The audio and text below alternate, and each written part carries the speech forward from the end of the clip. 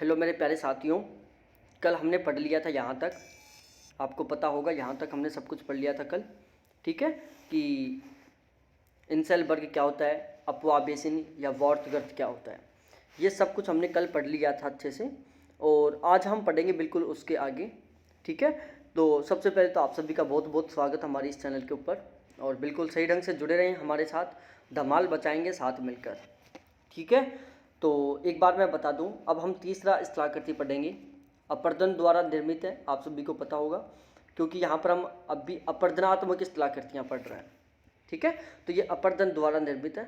ठीक है, तो अब हम उसमें पढ़ते हैं, एक तीसरा है जिसका नाम है क्या, छत्रक शिला। छत्रक शिला को सबसे पहले ध्यान रखो कि इंग्लिश में क्या कहते हैं, इसको इंग्लिश में बोलते हैं मशरूम। मशरूम, ठीक है, मशरूम छत्रक शिला, इसके बारे में पढ़ते हैं। एक एक चीज़ें ध्यान से पढ़ना, पहले इसको पढ़ लो, फिर उसके बाद मैं डायग्राम से समझाऊंगा। देखो, और हाँ, इससे जो पहले का वीडियो था उसका लिंक इसी वीडियो के डिस्क्रिप्शन में आपको मिल जाएगा। चलो तो हम क्लास कंटिन्यू करते हैं। कठोर सेल के रूप में ऊपरी आवरण के नीचे कोमल सेल लंबवत रूप में मिलती है। कठोर सेल के रूप में ऊपरी आवरण के नीचे कोमल सेल लंबवत रूप में मिलती है, तो पवन अपघर्षण क्रिया द्वारा कोमल चट्टान का अधिक कटाव हो जाता है। तो पवन के अपघर्षण की क्रिया के द्वारा जो कोमल चट्टान है, जो मुलायम चट्टान है, उसका अधिक कटाव हो जाता है, एवं कठोर चट्टान का कम कटाव होता है, जबकि जो कठोर चट्टान है उसका क्या होता है, कम कटाव होता है। तो इससे एक छतरी नुमा स्थरूप का निर्माण होता है, जिसे छत्रक शिला कहते हैं। ठीक है, तो यहाँ पर सबसे इम्पोर्टेंट बात है ये वाली कि निम्नलिखित में से कौन सी स्थलाकृति छतरी नुमा आकृति की होती है। तो छत्रक शिला है वो छतरी नुमा आकृति की होती है। इसमें ऊपर की ओर या ऊपरी आवरण में कठोर चट्टानें होती हैं, उसके नीचे कोमल चट्टानें लंबवत रूप से होती हैं। कैसे होती हैं, कोमल चट्टानें लंबवत रूप में होती हैं। तो पवन अपघर्षण की क्रिया के द्वारा जो कोमल चट्टानें हैं वो अधिक कट जाती हैं, जबकि कठोर चट्टानें कम कटती हैं, जिसकी वजह से एक छतरी नुमा स्थरूप का निर्माण होता है। अब चलो डायरेक्ट डायग्राम के ऊपर। ठीक है, यहाँ पर क्या था, ये क्या था, क्षैतिज रूप से ऊपरी आवरण में क्या थी, कठोर चट्टान थी। उसके जस्ट नीचे इस वाले भाग में क्या थी, कोमल चट्टानें थी, कमज़ोर चट्टानें थी। और इन कोमल चट्टानों का, इन कमज़ोर चट्टानों का क्या हुआ, पवन की अपर्दन क्रिया के द्वारा क्या हुआ, इनका बहुत अधिक कटाव हो गया, और ये जो कमज़ोर चट्टानें थी वो यहाँ से हट गई। क्या हो गई, यहाँ से हट गई, यहाँ से वो कट गई, और बीच में इस तरह से एक स्थरूप का निर्माण हो गया। जब ये कोमल चट्टानें हट गई, ये वाली कोमल चट्टान हट गई, ये वाली कमज़ोर चट्टान हट गई, तो ये बीच का क्या बच गया, ये कठोर चट्टान वाला भाग बच गया। ठीक है, तो इस तरीके से छत्रक शिला होता है, जिसके ऊपरी सिरे पर या ऊपरी आवरण पर या बाह्य परत पर कठोर चट्टानें होती हैं, और इसमें कमज़ोर चट्टानें, कोमल चट्टानें इस तरीके से लंबवत रूप में होती हैं, जिनका पवन के द्वारा कटाव हो जाता है और एक छतरी नुमा स्थरूप बन जाता है। ठीक है, क्योंकि ये जो ऊपर की कठोर चट्टान है, इसका बहुत ही कम क्या होता है, कटाव होता है। अब देखो, सबसे इम्पोर्टेंट बातें यहाँ पर है, इनको निशान लगा लो। छत्रक शिला को सहारा के रेगिस्तान में गारा कहते हैं। जो छत्रक शिला है, जिसको इंग्लिश में मशरूम कहते हैं, उसको सहारा के रेगिस्तान में गारा क्या कहते हैं, गारा। जर्मनी में इसे पिट्स फेल्सन कहते हैं या पैड स्टल सेल कहते हैं। और जर्मनी में जो छत्रक शिला है, मशरूम है, उसको क्या कहते हैं, पिट्स फेल्सन कहते हैं या पैडस्टल कहते हैं। ये भी आपको ध्यान में रखना है कि छत्रक शिला को जर्मनी भाषा में क्या कहते हैं। तो छत्रक शिला को जर्मनी भाषा में क्या कहते हैं, पिट्ज फेल्सन या पैडस्टल कहते हैं। और छत्रक शिला या मशरूम को सारा रेगिस्तानी क्षेत्र में क्या कहते हैं, गारा कहते हैं। तो ये आपको अच्छे से ध्यान में रखना है।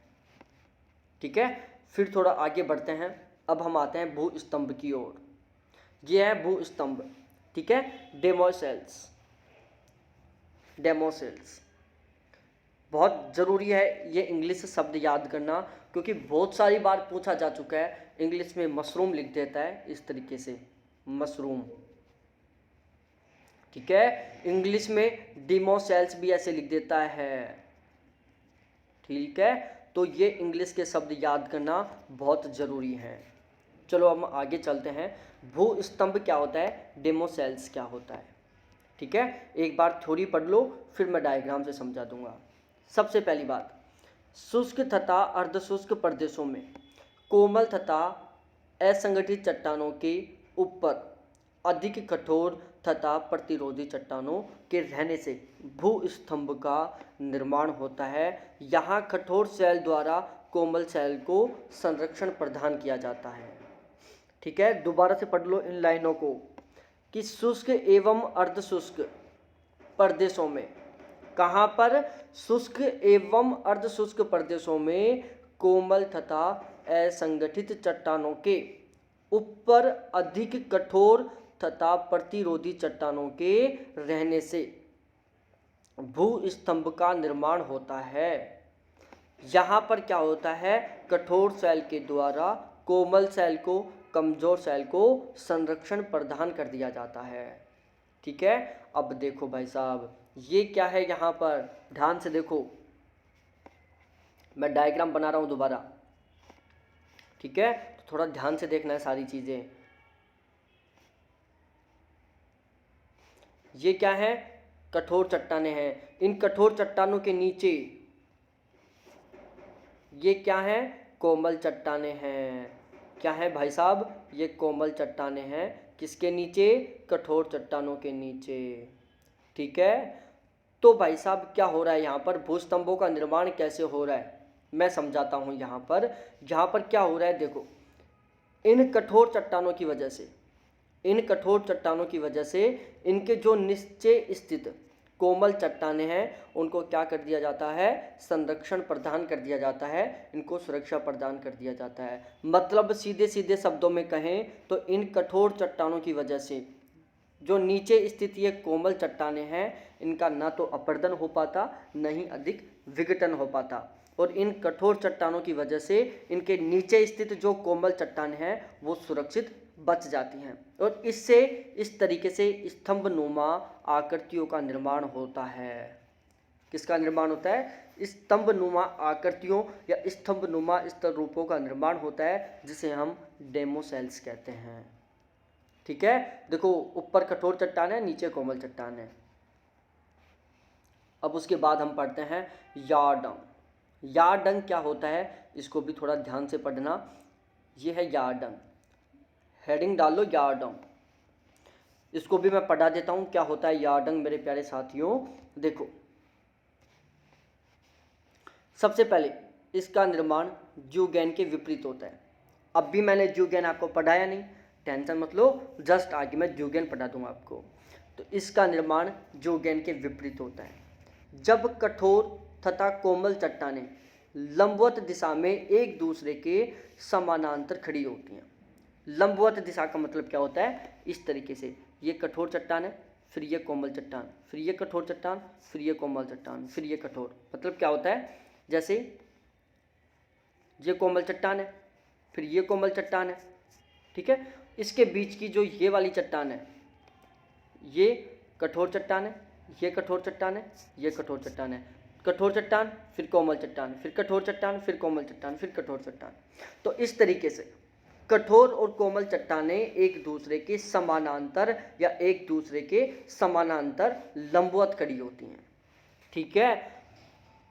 तो वायु कोमल चट्टानों का अपर्दन कर देती है, और यहाँ पर क्या होता है, कठोर और कोमल चट्टानें एक दूसरे के लंबवत या एक दूसरे के समानांतर खड़ी होती हैं, जहाँ पर वायु के द्वारा कोमल चट्टानों का अधिक अपर्दन हो जाता है। क्या होता है, वायु के द्वारा कोमल चट्टानों का अधिक अपर्दन कर दिया जाता है, तो कठोर चट्टानें नुकीले स्तंभों के रूप में खड़ी रह जाती हैं, क्योंकि वायु के द्वारा कोमल चट्टानों का तो बहुत जल्दी अपर्दन हो चुका होता है, बहुत जल्दी अपर्दन हो जाता है, कम समय में अपर्दन हो जाता है। लेकिन कठोर चट्टानों का अपर्दन होने में टाइम लगता है, बहुत धीरे धीरे होता है, तो उससे जो कठोर चट्टानें हैं वो स्तंभ के रूप में खड़ी बच जाती हैं या स्तंभ के रूप में रह जाती हैं, जिसे हम याओडंग कहते हैं। तब मैं समझाता हूँ, इस डायग्राम को देखो, ठीक है। सपोज डैट मैं दूसरा डायग्राम बना रहा हूँ यहाँ पर, ये हमारा कोई भी धरातलीय भाग है, ठीक है, और मैं दिखा रहा हूँ, सब कुछ दिखाऊंगा आपको, टेंशन मत लो। यहाँ पर क्या है, ये क्या है, कोई कठोर चट्टान है, फिर ये कोई कठोर चट्टान है, फिर ये कोई कठोर चट्टान है, फिर ये कोई कठोर चट्टान है, ठीक है भाई साहब। अब इनके बीच में ये कोई पतली चट्टान है, कमज़ोर चट्टान है मतलब, फिर ये कोई कमज़ोर चट्टान है, ठीक है, फिर ये कोई कमज़ोर चट्टान है, फिर ये कोई कमज़ोर चट्टान है, ठीक है। तो जो रेड कलर है वो कठोर चट्टान है, जो ब्लू कलर है, नीला कलर है, वो क्या है, कोमल चट्टान है। दोबारा से सुनना ध्यान से, लाल कलर वाली ये क्या है, जहाँ जहाँ रेड कलर है वहाँ पर कठोर चट्टानें हैं, जहाँ पर ये नीला कलर है वहाँ पर क्या है, वहाँ पर कोमल चट्टानें हैं। अब भाई साहब क्या हुआ, हवा ने अपना प्रभाव दिखाया, और हवा ने अपना प्रभाव दिखाया तो क्या हुआ, जो ये कोमल चट्टानें थीं उनका क्या हो गया, जल्दी जल्दी से अपरदन हो गया। तो भाई साहब क्या हुआ, इन कोमल चट्टानों का धीरे धीरे क्या हो गया, अपरदन हो गया इस तरीके से, ठीक है। क्या हो गया, कोमल चट्टानों का धीरे धीरे अपरदन हो गया इस तरीके से, कोमल चट्टानें धीरे धीरे यहाँ से समाप्त हो गई। कोमल चट्टानों को धीरे धीरे हवा उड़ा के लेके चली गई, और बची क्या रह गई, ये सारी सारी क्या बची रह गई, कठोर चट्टानें बची रह गई। किसके रूप में रह गई, एक स्तंभों के रूप में या नुकीले कटकों के रूप में। किसके रूप में, नुकीले कटकों के रूप में। नुकीले कटक क्यों बनेंगे, ये भी ध्यान से सुन लो, कि जब ये हवा यहाँ की मिट्टी को या यहाँ के क्षेत्र को उठा के लेके जाएगी, जब हवा यहाँ की कमज़ोर चट्टानों को उखाड़ के लेके जाएगी, तो क्या होगा, इन कठोर शैलों का जो किनारा वाला भाग है वो क्या हो जाएगा, नुकीला बन जाएगा, ठीक है। क्या हो जाएगा, नुकीला बन जाएगा, क्योंकि यहाँ पर भी रेगुलर पवन का कार्य जारी रहेगा, इस भाग में पवन का कार्य जारी रहेगा, तो इससे क्या होंगे, नुकीले कटक बन जाएंगे। तो देख लो, ये नुकीले कटक के रूप में दिखाई दे रही हैं कठोर चट्टानें, और जो ये कोमल चट्टानें थी बीच की वाइट कलर वाली, ये क्या हो चुकी, अपरदित हो चुकी। तो इसे ही क्या कहते हैं, याओडंग कहते हैं। यहाँ पर देख लो, ये कोई शैल है, ठीक है। अब इसमें ये जो खड़े हुए भाग है, ये वाले भाग है, ये क्या है, जो ये वाले भाग है ये क्या है, कठोर चट्टानों के भाग हैं जिनका अपरदन नहीं हो पाया। और बीच का जो ये वाला भाग है, बीच का जो ये वाला भाग है, ये कौन सा भाग है, कमज़ोर चट्टानों का भाग था जिसका अपरदन हो चुका है। समझ में आ गई बात। तो ये थी मेरे प्यारे साथियों प्यारी सी बात।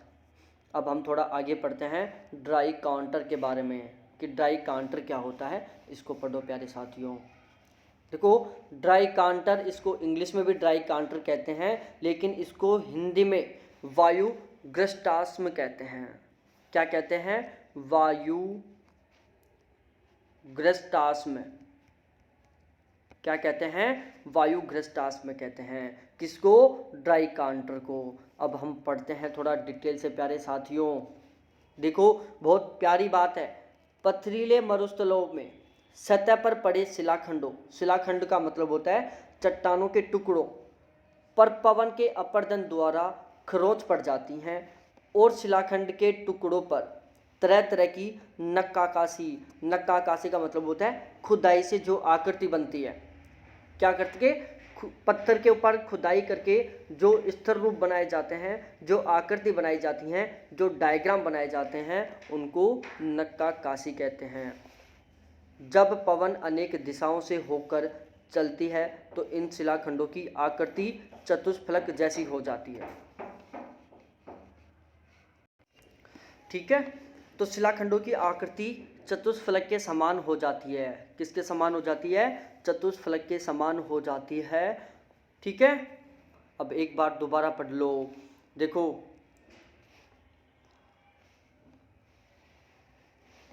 जब पवन अनेक दिशाओं से होकर चलती है तो इन शिलाखंडों की आकृति चतुष्फलक के समान हो जाती है। अब मैं समझाता हूँ भाई साहब, ठीक है, एक बार डायग्राम से देख लो।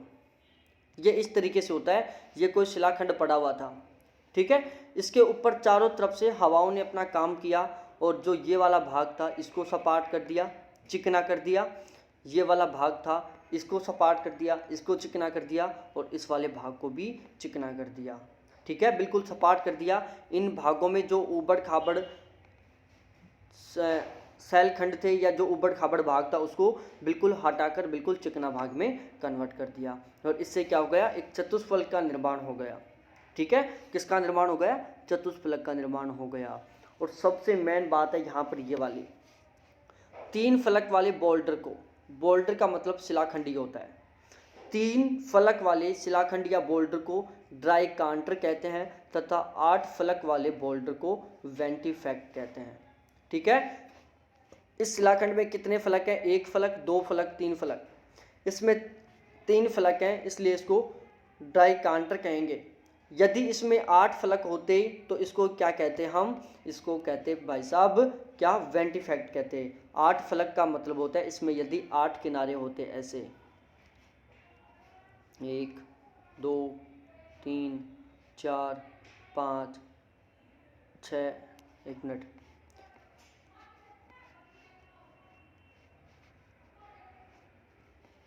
इस तरीके से 8 होते, देखो 1 फिर 2 फिर 3 फिर 4 फिर 5 फिर 6 फिर 7 और फिर 8, इस तरीके से यदि 8 होते तो इसको क्या कहते, वेंटिफैक्ट कहते। क्या कहते, वेंटिफैक्ट कहते। इसमें 3 हैं तो इसको क्या कहेंगे, हम क्या कहेंगे, इसको डाई कांटर कहेंगे, ठीक है। आगे देखो भाई साहब, जालक या जालीदार शिला क्या होता है, स्टोन लैटिक, स्टोन लैटिक जालक या जालीदार शिला, इसको पाषाण जालक भी कहते हैं। प्यारे साथियों, जो जालक है या जालीदार शिला है या स्टोन लैटिक है, इसको पाषाण जालक भी कहते हैं। क्या कहते हैं, पाषाण जालक भी कहते हैं इसको, ये भी आपको ध्यान में रखना है। अब मैं थोड़ा सा बता देता हूँ क्या होता है। सपोज डैट, मैं बताता हूँ, एक पेज लेकर बताता हूँ आपको, इसमें आपको तुरंत समझ में आ जाएगी सारी की सारी बातें, ठीक है। मैं एक पेज से आपको समझाने की कोशिश करूंगा, थोड़ा समझना आप भी, 1 मिनट, ठीक है। इसमें क्या होता है, होता कुछ नहीं, यहाँ पर सपोज डैट ये कोई चट्टान है, ठीक है, ये कोई चट्टान है, वो इस तरीके से खड़ी हुई है, इस तरीके से खड़ी है कोई चट्टान, और ये चट्टान है जो भिन्न भिन्न प्रकार के खनिजों से मिलकर बनी हुई है, अलग अलग प्रकार के खनिजों से मिलकर बनी हुई है। यहाँ पर कोई खनिज है, यहाँ पर कोई और खनिज है, यहाँ पर कुछ अलग खनिज है, मतलब ये बहुत सारे खनिजों से मिलकर बनी हुई है। और इन खनिजों में से बहुत सारे खनिज ऐसे हैं जो बिल्कुल कमज़ोर है, वो थोड़ा सा प्रेशर पड़ते ही टूटकर विखंडित हो जाएंगे या टूटकर उड़कर चले जाएंगे, ठीक है। तो ये कोई शिलाखंड है जो विभिन्न प्रकार की सेलों से या विभिन्न प्रकार के खनिजों से मिलकर बना है और इस तरीके से खड़ा है। अब यहाँ से इस तरीके से हवा चल के आई, ठीक है, यहाँ से टकराई इस शिलाखंड से, और सपोज डैट जहाँ से हवा टकराई वहाँ पर क्या थी, कोई कमज़ोर चट्टान थी, वो कमज़ोर चट्टान विखंडित हो गई और टूटकर बाहर निकल गई। इस तरीके से यहाँ पर हुआ, इस तरीके से यहाँ पर हुआ। तो इस शिलाखंड में जहाँ जहाँ कमज़ोर भाग थे, जहाँ जहाँ कमज़ोर खनिज थे, वो सारे क्या हो गई, हट गए, वो विखंडित हो गए, वो अपरदित होकर उड़ गए, और बाकी के कौन बच गए, जो कठोर चट्टानें थी, जो कठोर खनिज थे, जो विखंडित नहीं हो पाए, वो वैसे के वैसे बच गए। तो इसको क्या कहते हैं, इसको कहते हैं भाई साहब जाली बन गई, एक तरीके से हम कह सकते हैं। इसमें क्या हो गए, बहुत सारे छेद ही छेद हो गए, क्योंकि जो कमज़ोर चट्टानें थी वो उड़कर चली गई, अब टूट कर चली गई, और जो कठोर कठोर चट्टानें थी वो बच गई। तो एक जालीनुमा आकृति का निर्माण हो गया। किसका हो गया, जालीनुमा आकृति का निर्माण हो गया। देखो ये कोई चट्टान है हमारी, बिल्कुल इस तरीके से खड़ी हुई है ये, ठीक है। और यहाँ पर क्या हुआ भाई साहब, ये हवाएं चल रही हैं इस तरीके से, और ये जो गोले बने हुए हैं, ये जो गोले बने हुए ये क्या है, छिद्र है। यहाँ पर कमज़ोर चट्टानें थी, यहाँ पर कमज़ोर खनिज थे, तो वो हवा के द्वारा अपरदित होकर चले गए, और यहाँ की इनकी जगह क्या बन गया, खालिस्तान बन गया, होल बन गया। क्या बन गया, छिद्र बन गया, होल बन गया। और बाकी की ये जो चारों तरफ हैं, इन छिद्रों के चारों तरफ हैं, वो कैसी चट्टानें हैं, ये कैसी हैं चट्टानें, कठोर चट्टानें बच गई ये, ये सारी की सारी चारों तरफ क्या बच गई, कठोर चट्टानें बच गई। जो कोमल चट्टानें थी वो उड़कर या विघटित होकर चली गई। तो ये था सिंपल सी बात। मतलब एक तरीके से समझो कि एक जाली कैसे बनती है। एक जाली बनती है ना जिसमें बहुत सारे छेद होते हैं हवा के आने जाने के लिए, बिल्कुल उस तरीके की होती है। देखो इस प्रकार की स्थलाकृतियां मरुस्थलीय प्रदेशों में खड़े हुए चट्टानी स्तूपों में पाई जाती हैं। और इस प्रकार की जो स्थलाकृतियां होती हैं वो मरुस्थलीय प्रदेशों में जो खड़े चट्टानी स्तूप हैं, स्तूपों का मतलब होता है खड़े चट्टानी शैल खंडों में पाई जाती हैं।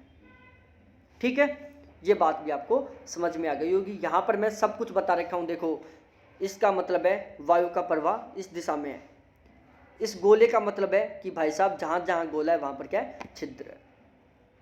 ठीक है, ये इस तरीके से डायग्राम भी आपको हर जगह नहीं मिलेंगे, ये ध्यान में रखना है आपको।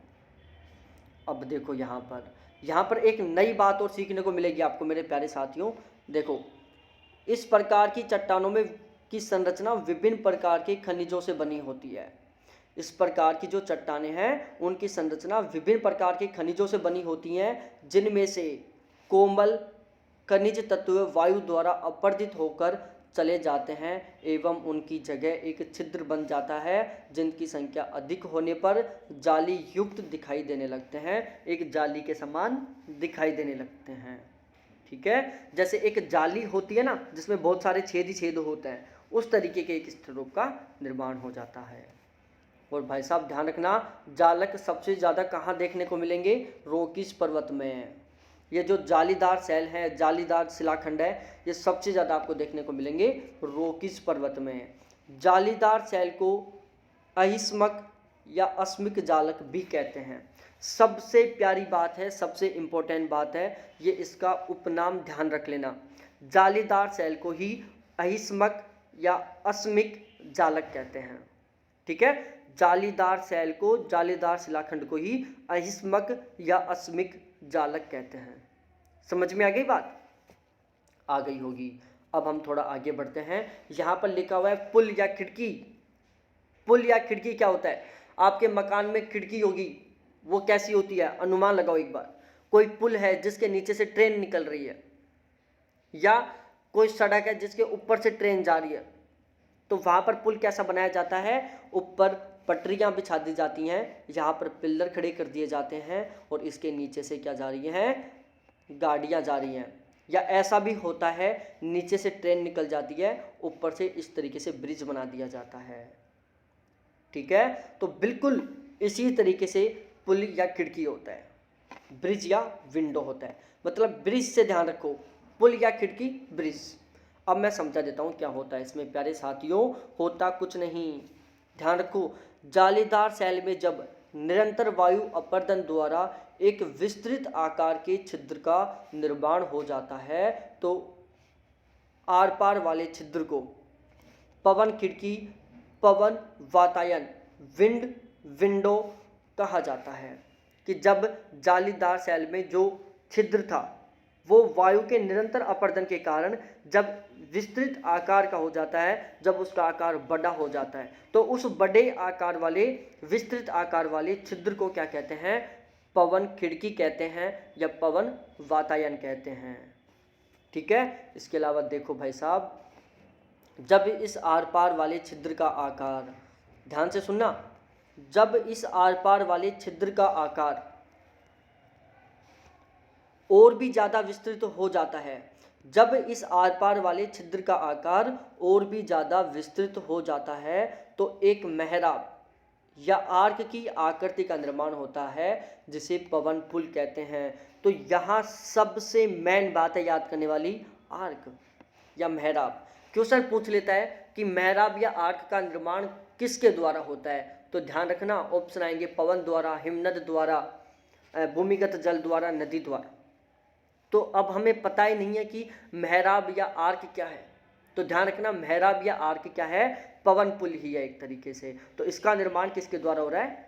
वायु के द्वारा हो रहा है, पवन के द्वारा हो रहा है। देखो भाई क्या होता है, इस तरीके का होता है ये, इस तरीके का एक छिद्र बन जाता है धीरे धीरे वो जो छोटा छिद्र था वही वायु की अपर्दन क्रिया द्वारा धीरे धीरे क्या होता जाता है, बड़ा होता जाता है, और इस तरीके से एक छिद्र का निर्माण हो जाता है। और इसके नीचे से क्या होता है, ट्रेन निकाल लो चाहे कुछ भी कर लो, क्या भी मानो, लेकिन इसके नीचे ये क्या होता है, आर पार एक इस तरीके का छिद्र बन जाता है। ठीक है, और इसमें से क्या होती है, हवा बहती रहती है। क्या रहती है, वायु का आर पार प्रवाह होता रहता है या वायु बहती रहती है। ठीक है, विस्तृत आकार वाला छिद्र होता है ये। क्या होता है, विस्तृत आकार वाला छिद्र होता है जिसके वायु आर पार बहती रहती है, और इसे क्या कहते हैं, पवन पुल कहते हैं। देखो बिल्कुल पुल की तरह दिख रहा है ये। ठीक है, इसको हमें ऐसा खड़ा मानना है, खड़ी मानना है, ऐसे ये जो चट्टान है ऐसे समझना है खड़ी है, और फिर जैसे मकान का गेट इस तरीके से होता है पवन पुल, मकान का गेट होता है ना, इस तरीके से होता है पवन पुल। ठीक है, अब पढ़ लो भाई जूगेन क्या होता है, जूगेन के बारे में पढ़ो। सबसे इंपॉर्टेंट है इसमें ये वाली बात मैं आगे बताने वाला हूँ। मरुस्थलीय भागों में जब कभी कठोर तथा मुलायम चट्टानों की परतें एक दूसरे के समानांतर होती हैं, एक दूसरे के समानांतर क्षैतिज रूप में होती हैं। ठीक है, तो मुलायम चट्टानों का सरलता से अपर्दन हो जाता है और इससे एक ढक्कनदार दवात के समान स्तर रूप का निर्माण हो जाता है। किसका निर्माण हो जाता है, ढक्कनदार दवात के समान स्तर रूप का निर्माण हो जाता है, जिसको हम क्या कहते हैं, ज्योगेन कहते हैं। क्या कहते हैं, ज्योगेन कहते हैं। ठीक है, यहाँ पर क्या होती हैं, मरुस्थलीय भागों में जो कोमल और कठोर चट्टानें होती है वो एक दूसरे के समानांतर फैली होती हैं। यहाँ पर क्षैतिज शब्द और जोड़ लो, चट्टानों की परतें एक दूसरे के समानांतर क्षैतिज रूप में होती हैं। यहाँ पर क्षैतिज शब्द और जोड़ो, मैं भी जोड़ूंगा अपने नोट्स में, क्षैतिज लिखा देते समय भूल जाते हैं, तो बाद में जैसे याद आता है मैं तुरंत लिखवा देता हूँ। यहाँ पर क्षैतिज शब्द और ऐड करना है। ठीक है, जब चट्टानें कमजोर और कठोर चट्टानें इस तरीके से क्षैतिज रूप में विस्तृत होती हैं तो जो कोमल चट्टानें हैं उनका क्या हो जाता है, अपर्दन हो जाता है, कठोर चट्टानें बची रह जाती हैं। ठीक है, लंबवत भी हो सकती है, क्षैतिज भी हो सकती है, सॉरी दोनों तरीके से ध्यान रखना। क्षैतिज चाहे मत लिखो चाहे क्षैतिज, क्योंकि वो लंबवत भी हो सकती हैं और क्षैतिज रूप में भी हो सकती हैं। कैसे भी हो सकती है, लंबवत भी क्षैतिज भी, कैसे भी। सबसे मेन बात, ढक्कनदार दवात के समान कौन सा स्तर रूप दिखाई देता है, तो ढक्कनदार दवात के समान कौन दिखाई देता है, ज्योगेन दिखाई देता है। सबसे इंपॉर्टेंट बात है, बाकी चाहे कुछ भी मत पढ़ो, ये पढ़ लो कि ढक्कनदार दवात के समान दिखाई देता है ज्योगेन। इस तरह की आकृतियाँ कोलोराडो पठार, पैटागोनिया पठार तथा कालाहारी क्षेत्र में पाई जाती हैं। जो ढक्कनदार दवात के समान स्थल रूप या ज्योगेन सबसे ज़्यादा कहाँ पाए जाते हैं, या तो कोलोराडो के पठार में पाए जाते हैं, या पैटागोनिया के पठार में पाए जाते हैं, या कालाहारी क्षेत्र में पाए जाते हैं। ठीक है, वहाँ पर दोबारा से बता रहा हूँ, मैंने अभी क्षैतिज शब्द लिखवाया था आपसे, उस क्षैतिज शब्द को हटा दो, क्षैतिज नहीं लगाना है, जो था वो का वो रखना है। अब यहाँ पर देखो, जहाँ पर ऐसे बॉक्स हैं ये सारी क्या हैं, कठोर चट्टानें हैं। क्या है, कठोर चट्टानें हैं। और जहाँ पर ये बिंदियाँ हैं उसका मतलब क्या है, कोमल चट्टानें। क्या है, कोमल चट्टानें। ये क्या है, सारी सारी कोमल चट्टानें हैं। इनके बीच में भी कोमल चट्टानें थी, इनके बीच में भी कोमल चट्टानें थी जिनका हवा के द्वारा या पवन के द्वारा क्या हो गया, अपर्दन हो गया। और इनका अपर्दन नहीं हो पाया क्योंकि इनके ऊपर ये क्या थी, कठोर चट्टानें थी। इनके ऊपर ये कठोर चट्टानें थी जिनकी वजह से इनके जो नीचे की कोमल चट्टानें हैं वो भी बच गई, वो भी सुरक्षित रह गई। और इनके आसपास जितनी भी कमज़ोर चट्टानें थी ये वाली, उनका क्या हो गया, अपर्दन हो गया। इन कमज़ोर चट्टानों का क्या हो गया, अपर्दन हो गया, विघटन हो गया। समझ में आ गई प्यारे साथियों, तो ये था ज्योगेन। ठीक है, तो ज्योगेन में आपको ध्यान रखना है ढक्कनदार दवात के समान होता है, बहुत सारी बार पेपर में पूछा जा चुका है। उसके बाद भाई साहब एक बात ये भी ज़रूरी है, पढ़ लेना, स्पेशली कॉलेज लेक्चरर के लिए। एक साइड में स्थलाकृति लिख रखा हूँ, दूसरी साइड निर्माण क्रिया लिख रखा हूँ। इंसेल वर्ग का निर्माण होता है अपघर्षण की क्रिया द्वारा, ड्राई कांटर का निर्माण होता है अपघर्षण की क्रिया द्वारा, छत्रक सेल का निर्माण होता है अपघर्षण की क्रिया के द्वारा, जालीदार शिलाखंड का निर्माण होता है अपघर्षण की क्रिया द्वारा, यार्डंग का निर्माण होता है अपघर्षण की क्रिया द्वारा। जूगेन का निर्माण होता है तुषार अपक्षय तथा अपघर्षण के द्वारा। ठीक है, जो जूगेन होता है उसका निर्माण किससे होता है? तुषार अपक्षय तथा हवा का अपघर्षण द्वारा। ठीक है, दोबारा से बोल रहा हूँ, जूगेन का निर्माण किससे होता है? तुषार अपक्षय और हवा का अपघर्षण द्वारा। भूस्तंभ का निर्माण किससे होता है? अपघर्षण के द्वारा। किसके द्वारा? अपघर्षण के द्वारा। किसका निर्माण हो रहा है? भूस्तंभ का। ठीक है, तो ये थे हमारे पवन द्वारा निर्मित स्थल रूप। अब हम पढ़ेंगे आगे पवन द्वारा निर्मित निक्षेपात्मक स्थल रूप। ठीक है, क्या पढ़ेंगे? पवन द्वारा निर्मित निक्षेपात्मक स्थल रूप। उस वीडियो को देखने के लिए हमारे साथ जुड़े रहें, हमारा पेड बैच ज्वाइन करें हमारी हर क्लास देखने के लिए। कंप्लीट ज्योग्राफी पढ़ाई जाएगी कॉलेज लेक्चरर के बेस पर, तो हमारा बैच ज्वाइन कर सकते हो, नाम मात्र फीस है। तो बहुत बहुत धन्यवाद आप सभी को देखने के लिए। Thanks, bye.